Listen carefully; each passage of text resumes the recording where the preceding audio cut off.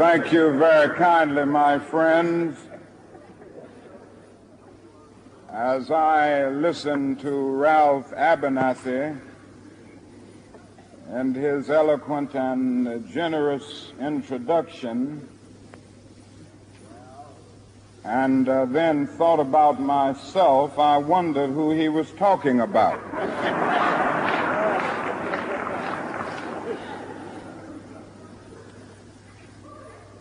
It's always good to have your closest friend and associate to say something good about you.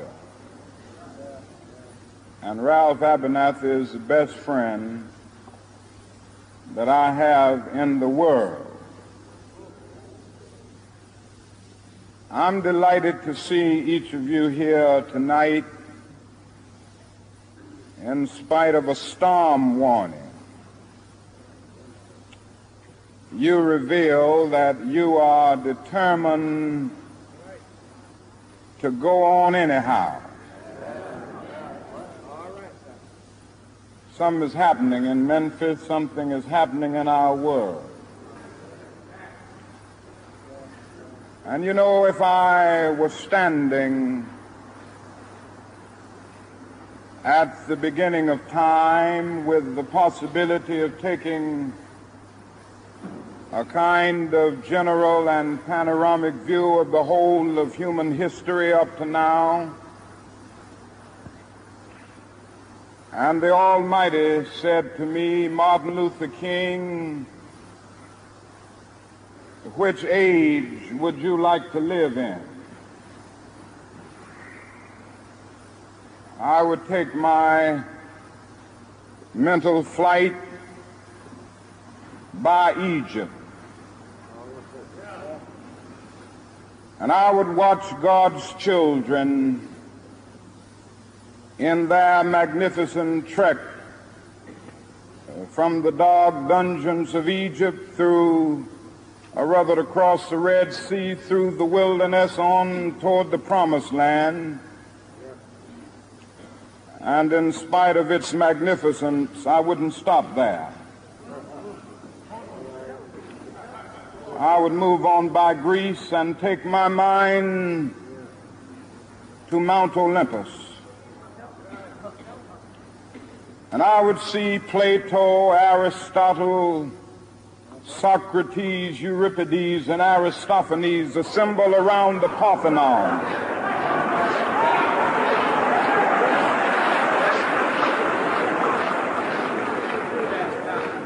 And I would watch them around the Parthenon as they discussed the great and eternal issues of reality, but I wouldn't stop there. I would go on even to the great heyday of the Roman Empire. And I would see developments around there through various emperors and leaders. But I wouldn't stop there. I would even come up to the day of the Renaissance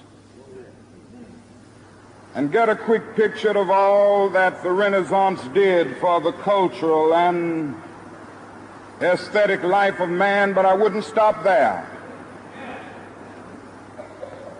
I would even go by the way that the man for whom I'm named had his habitat.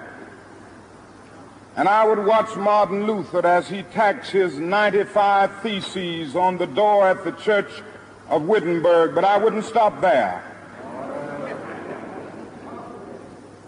I would come on up even to 1863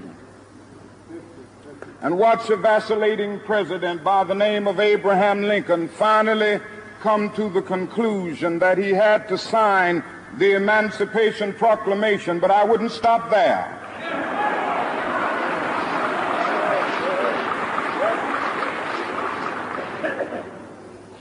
I would even come up to the early 30s and see a man grappling with the problems of the bankruptcy of his nation and come with an eloquent cry that we have nothing to fear but fear itself. But I wouldn't stop there. Strangely enough, I would turn to the Almighty and say, if you allow me to live just a few years in the second half of the 20th century, I will be happy.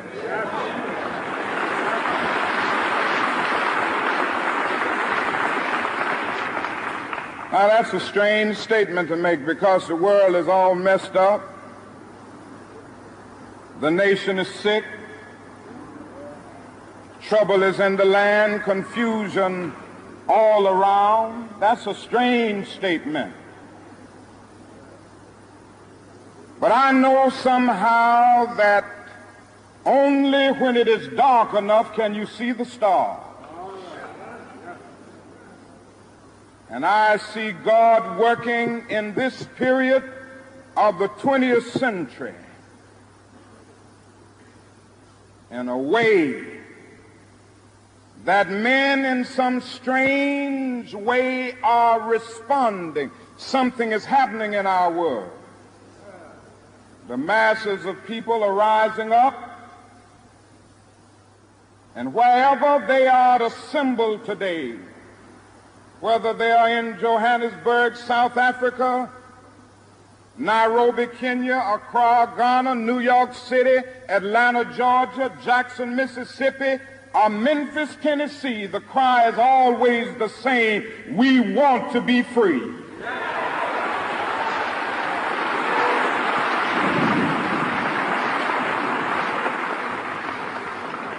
And another reason that I'm happy to live in this period is that we have been forced to a point where we are going to have to grapple with the problems that men have been trying to grapple with through history, but the demands didn't force them to do it. Survival demands that we grapple with them. Men for years now have been talking about war and peace, but now no longer can they just talk about it. It is no longer the choice between violence and nonviolence in this world. It's nonviolence or non-existence. That is where we are today.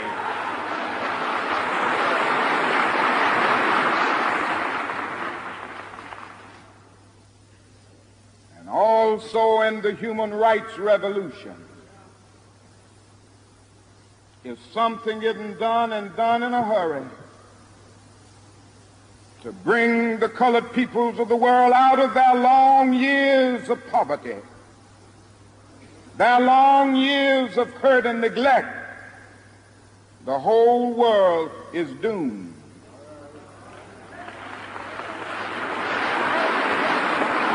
Now, I'm just happy that God has allowed me to live in this period to see what is unfolding. And I'm happy that he's allowed me to be in Memphis. I can remember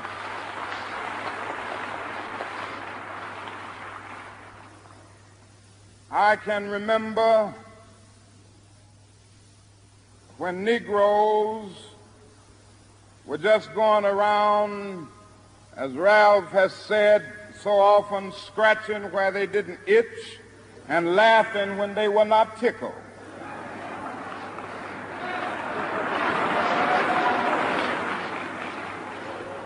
But that day is all over.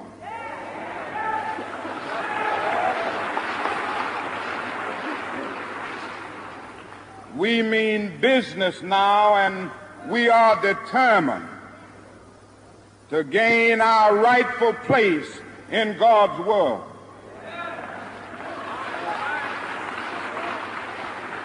And that's all this whole thing is about. We aren't engaged in any negative protest and in any negative arguments with anybody. We are saying that we are determined to be men. We are determined to be people. We are saying We are saying that we are God's children. And if we are God's children, we don't have to live like we are forced to live. Now, what does all of this mean in this great period of history? It means that we've got to stay together. We've got to stay together and maintain unity. You know, whenever Pharaoh wanted to prolong the period of slavery in Egypt, he had a favorite formula for doing it. What was that? He kept the slaves fighting among themselves.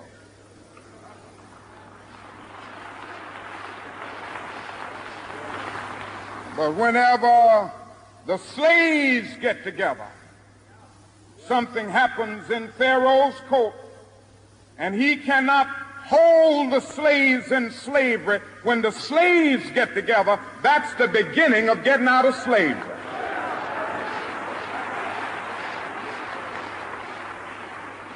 Now let us maintain unity. Secondly, let us keep the issues where they are. The issue is injustice. The issue is the refusal of Memphis to be fair and honest in its dealings with its public servants who happen to be sanitation workers.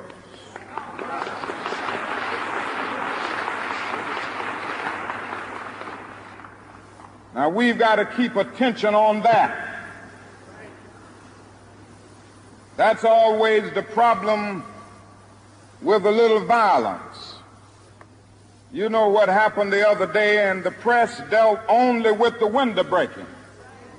I read the articles. They very seldom got around to mentioning the fact that 1,300 sanitation workers are on strike, and that Memphis is not being fair to them, and that Mayor Loeb is in dire need of a doctor.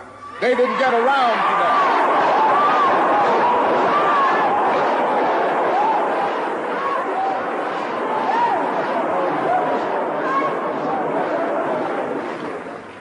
Now we're going to march again, and we've got to march again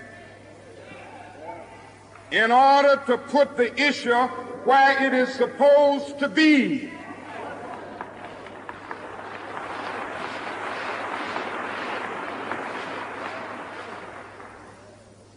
Force everybody to see that there are 1,300 of God's children here suffering, sometimes going hungry, going through dark and dreary nights, wondering how this thing is going to come out. That's the issue. And we've got to say to the nation, we know how it's coming out. For when people get caught up with that which is right, and they are willing to sacrifice for it, there is no stopping point short of victory.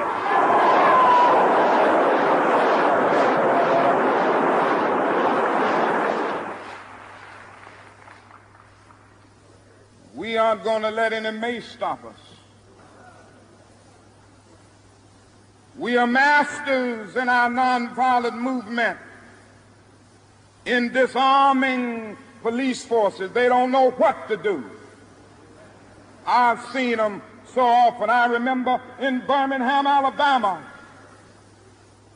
when we were in that majestic struggle there, we would move out of the 16th Street Baptist Church day after day.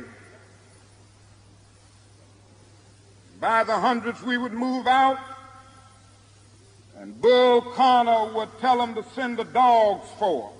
And they did come. But we just went before the dogs singing, ain't gonna let nobody turn me around.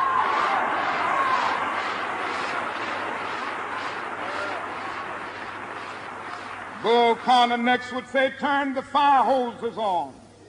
And as I said to you the other night, Bull Connor didn't know history.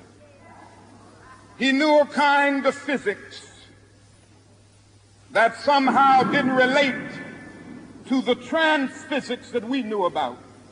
And that was the fact that there was a certain kind of fire that no water could put out.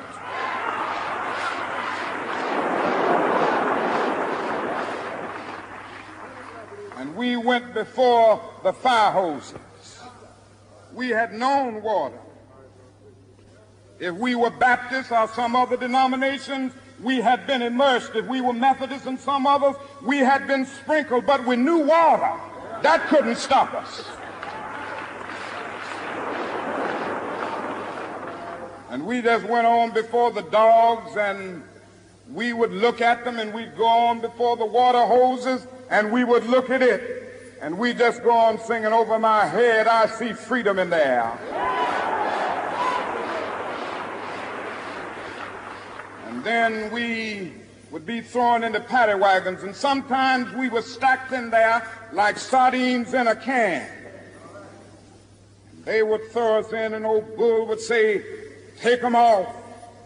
And they did, and we would just go on in the paddy wagon singing, we shall overcome. And every now and then we'd get in jail, and we'd see the jailers looking through the windows, being moved by our prayers and being moved by our words and our songs. And there was a power there which Bull Connor couldn't adjust to. And so we ended up transforming Bull into a steer, and we won our struggle in Birmingham.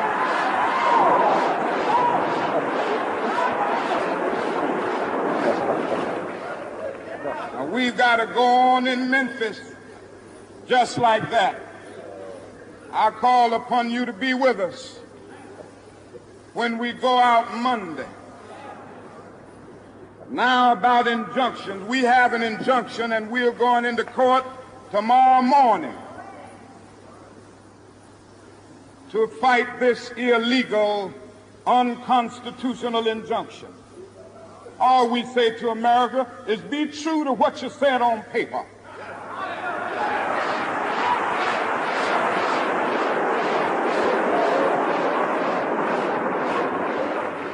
If I lived in China or even Russia or any totalitarian country, maybe I could understand some of these illegal injunctions.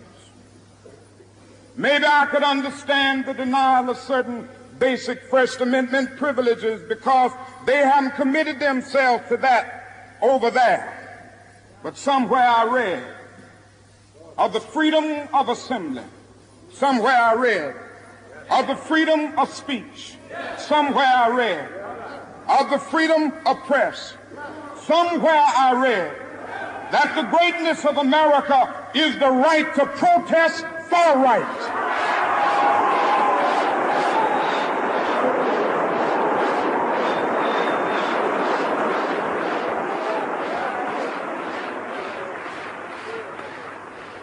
And so just as I say we aren't going to let any dogs or water hoses turn us around, we aren't going to let any injunction turn us around.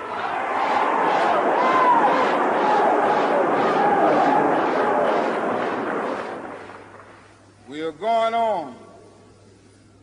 We need all of you. And you know what's beautiful to me? Is to see all of these ministers of the gospel. It's a marvelous picture. Who is it that is supposed to articulate the longings and aspirations of the people more than the preacher? Somehow the preacher must have a kind of fire shut up in his bones. And whenever injustice is around, he must tell it. Somehow the preacher must be an Amos who said, when God speaks, who can but prophesy? Again with Amos, let justice roll down like waters and righteousness like a mighty stream. Somehow the preacher must say with Jesus, the Spirit of the Lord is upon me because he has anointed me. And he's anointed me to deal with the problems of the poor. And I want to commend the preachers under the leadership of these noble men, James Lawson, one who has been in this struggle for many years. He's been to jail for struggling. He's been kicked out of Vanderbilt University for this struggling, but he's still going on fighting for the rights of his people.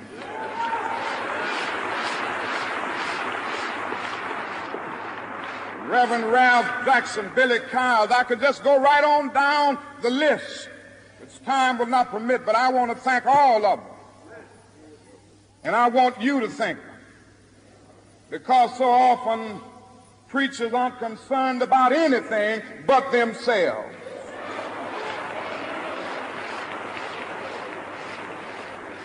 And I'm always happy to see a relevant ministry. It's all right to talk about long white robes over yonder and all of its symbolism. But ultimately, people want some suits and dresses and shoes to wear down here.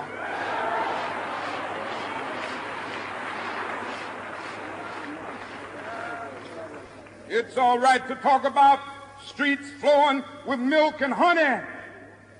But God has commanded us to be concerned about the slums down here and his children who can't eat 3 square meals a day. It's all right to talk about the New Jerusalem, but one day God's preacher must talk about the new New York, the new Atlanta, the new Philadelphia, the new Los Angeles, the new Memphis, Tennessee.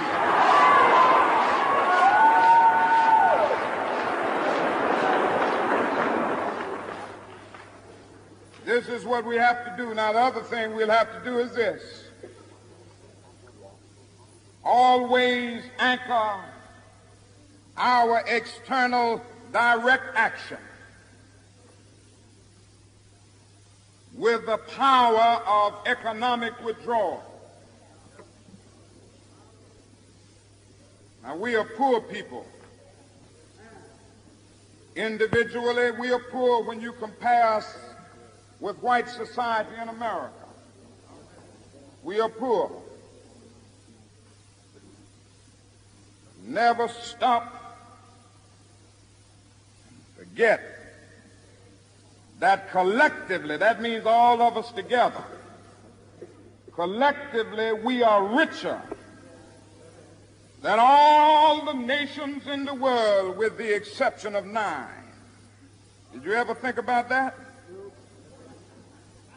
After you leave the United States, Soviet Russia, Great Britain, West Germany, France, and I can name others, the American Negro collectively is richer than most nations of the world. We have an annual income of more than $30 billion a year, which is more than all of the exports of the United States and more than the national budget of Canada. Did you know that?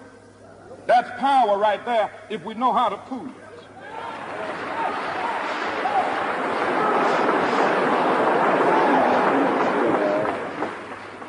We don't have to argue with anybody.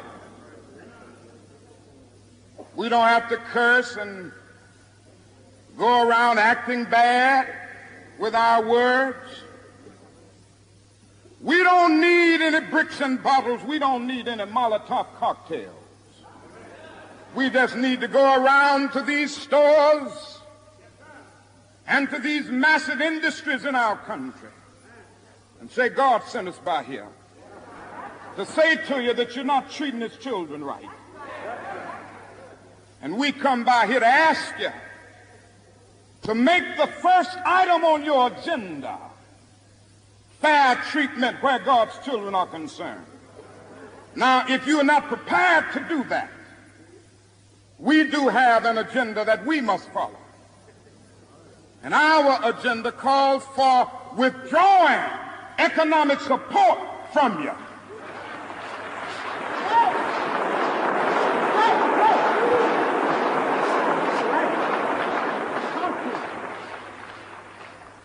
So as a result of this, we're asking you tonight to go out and tell your neighbors not to buy Coca-Cola in Memphis.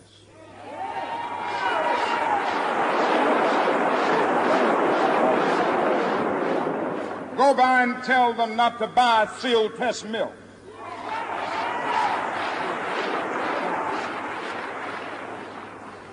Tell them not to buy, what is the other bread? Wonder Bread. And what is the other bread, come to Jesse? Tell them not to buy Hart's bread.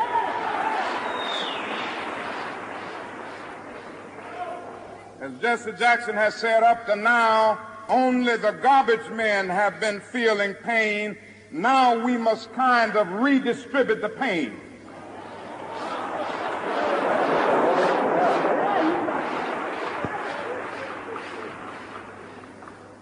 We are choosing these companies because they have been fair in their hiring policies, and we are choosing them because they can begin the process of saying they are going to support the needs and the rights of these men who are on strike. And then they can move on downtown and tell Mayor Loeb to do what is right.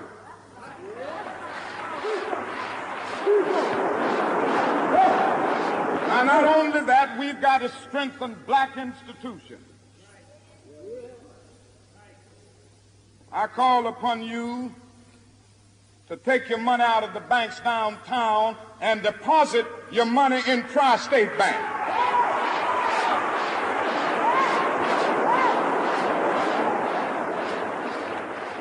We want a bank-in movement in Memphis. Go by the Savings and Loan Association. I'm not asking you something that we don't do ourselves in SCLC. Judge Hooks and others will tell you that we have an account here in the Savings and Loan Association from the Southern Christian Leadership Conference. We are telling you to follow what we are doing. Put your money there.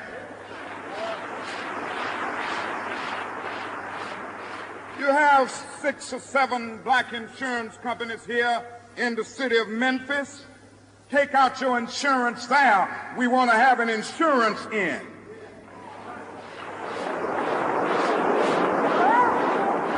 Now, these are some practical things that we can do. We begin the process of building a greater economic base, and at the same time, we are putting pressure where it really hurts. I ask you to follow through here. Now let me say, as I move to my conclusion, that we've got to give ourselves to this struggle until the end. Nothing would be more tragic than to stop at this point in Memphis. We've got to see it through.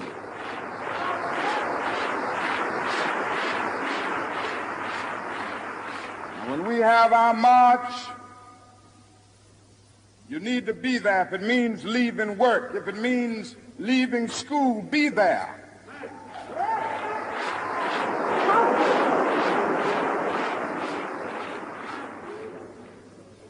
Be concerned about your brother. You may not be on strike, but either we go up together or we go down together.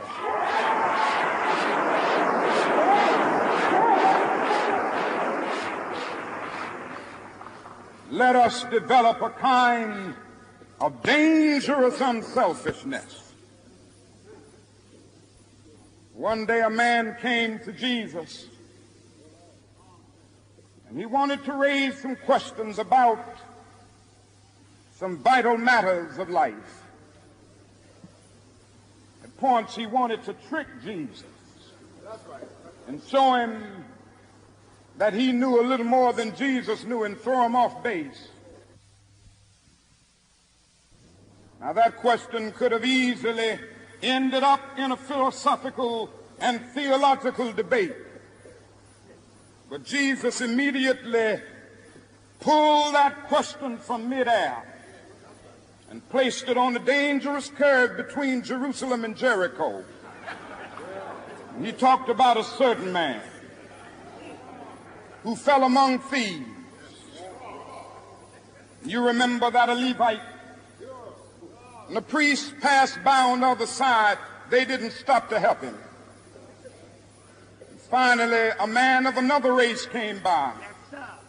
He got down from his beast, decided not to be compassionate by proxy, but he got down with him, administered first aid, and helped the man in need. Jesus ended up saying this was the good man, this was the great man, because he had the capacity to project the eye into the thou and to be concerned about his brother. Now, you know, we use our imagination a great deal to try to determine why the priest and the Levite didn't stop. The times we say they were busy going to a church meeting, an ecclesiastical gathering, and they had to get on down to Jerusalem so they wouldn't be late for their meeting. At other times, we would speculate that there was a religious law that one who was engaged in religious ceremonials was not to touch a human body 24 hours before the ceremony. And every now and then we begin to wonder whether maybe they were not going down to Jerusalem, down to Jericho rather, to organize a Jericho Road Improvement Association. That's a possibility. Maybe they felt that it was better to deal with the problem from the causal root rather than to get bogged down with an individual effect. But I'm going to tell you what my imagination tells me. It's possible that those men were afraid. You see, the Jericho Road is a dangerous road. That's right, that's right. I remember when Mrs. King and I were first in Jerusalem. We rented a car and drove from Jerusalem down to Jericho. And as soon as we got on that road, I said to my wife, I can see why Jesus used this as the setting for his parable. It's a winding, meandering road. It's really conducive for ambushing. You start out in Jerusalem, which is about 1,200 miles, or rather 1,200 feet above sea level. And by the time you get down to Jericho, 15 or 20 minutes later, you're about 2,200 feet below sea level. That's a dangerous road. In the days of Jesus, it came to be known as the bloody paths. You know, it's possible that the priest and the Levite looked over that man on the ground and wondered if the robbers were still around. Or it's possible that they felt that the man on the ground was merely faking. And he was acting like he had been robbed and hurt in order to seize them over there, lure them there for quick and easy seizure. And so the first question that the priest asked, the first question that the Levite asked was, if I stop to help this man, what will happen to me? But then the Good Samaritan came by, and he reversed the question. If I do not stop to help this man, what will happen to him? That's the question before you tonight. Not if I stop to help the sanitation workers, what will happen to my job? Not if I stop to help the sanitation workers, what will happen to all of the hours that I usually spend in my office every day and every week as a pastor? The question is not if I stop to help this man in need, what will happen to me? The question is, if I do not stop to help the sanitation workers, what will happen to them? That's the question.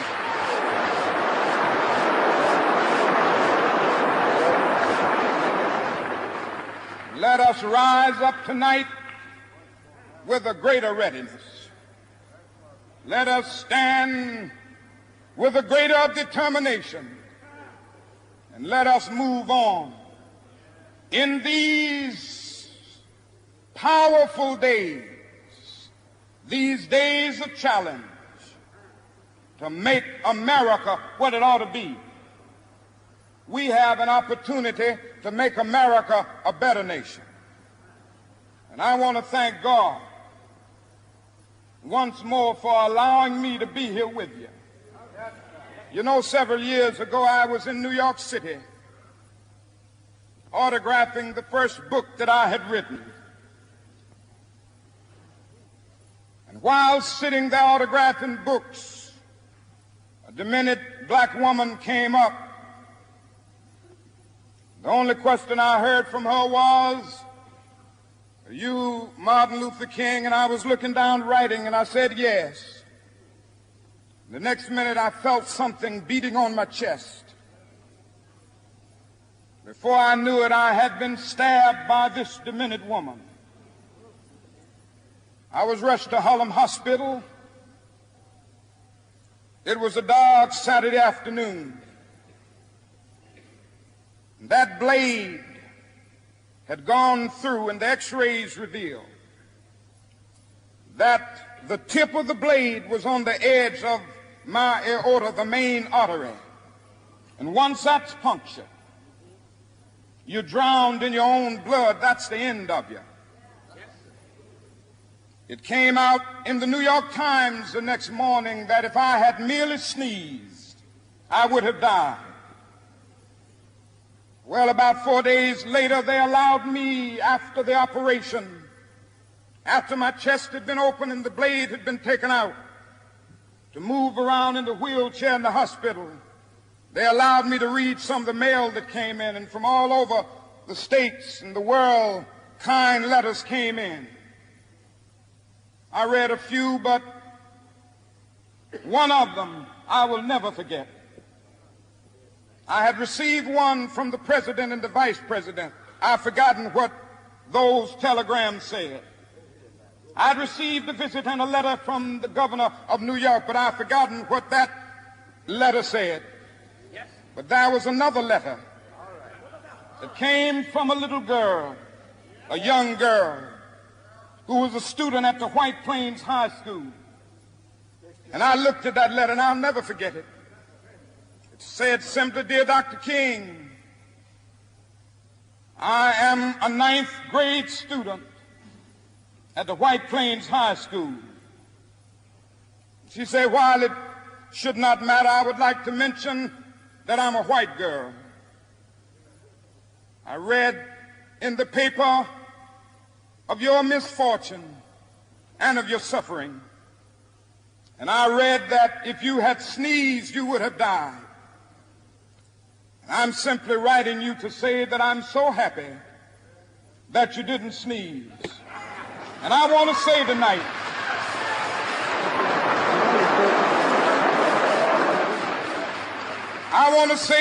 that I too am happy that I didn't sneeze, because if I had sneezed, I wouldn't have been around here in 1960, when students all over the South started sitting in at lunch counters.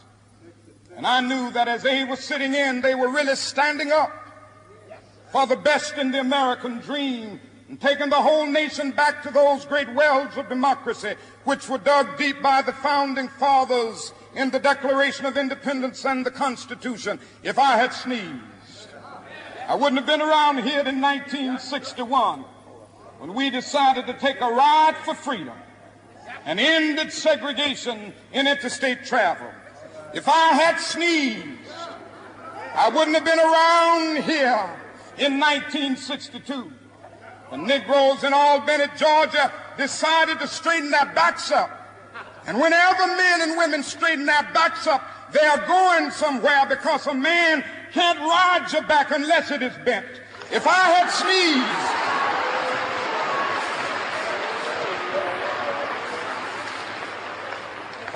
sneezed, I wouldn't have been here in 1963.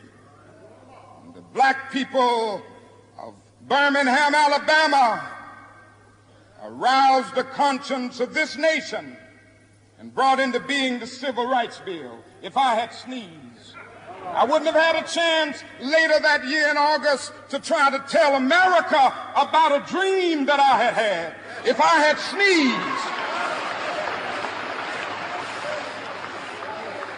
I wouldn't have been down in Selma, Alabama to see the great movement there. If I had sneezed, I wouldn't have been in Memphis to see a community rally around those brothers and sisters who are suffering. I'm so happy that I didn't sneeze. And they were telling me, now it doesn't matter now. It really doesn't matter what happens now. I left Atlanta this morning, and as we got started on the plane, there were 6 of us.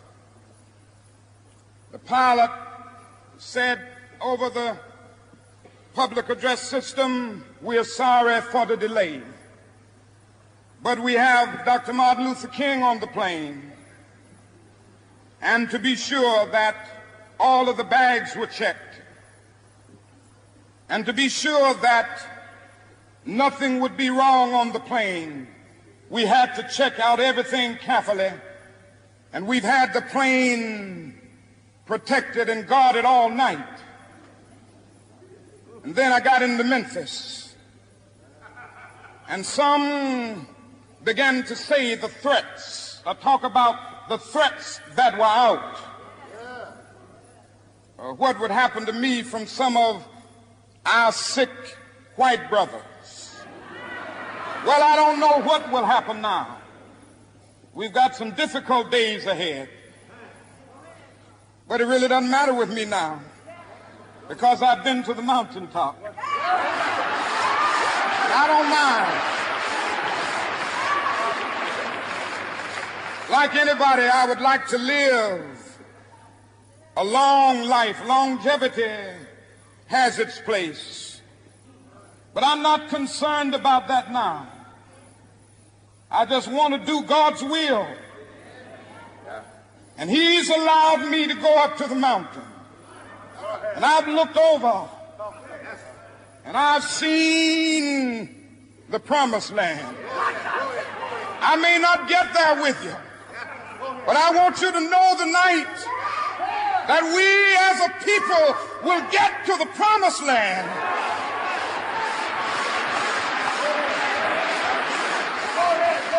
So I'm happy tonight. I'm not worried about anything. I'm not fearing any man. Mine eyes have seen the glory of the coming